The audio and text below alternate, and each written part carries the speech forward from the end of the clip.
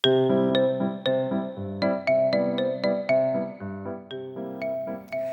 家问千万字，大家要跟大家做伙来拜一日。今仔日要甲大家小解这一日，咱做伙来看到这读做了了第7条。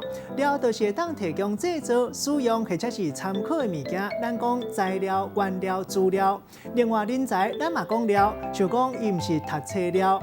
了做动词代表要推测，咱讲了算了想。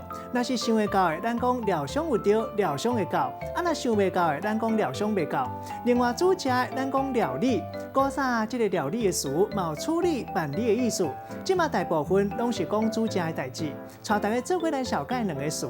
头一个读做疗效，会当讲是物件无在、无好用，像讲这卡地啊足疗效，底伤侪物件都会破空落底。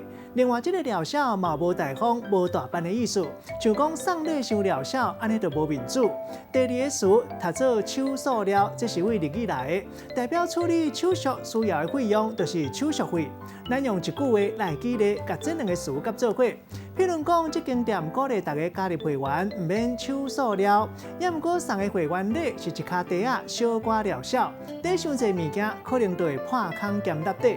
今仔日小解这一日了，提供予大家参考。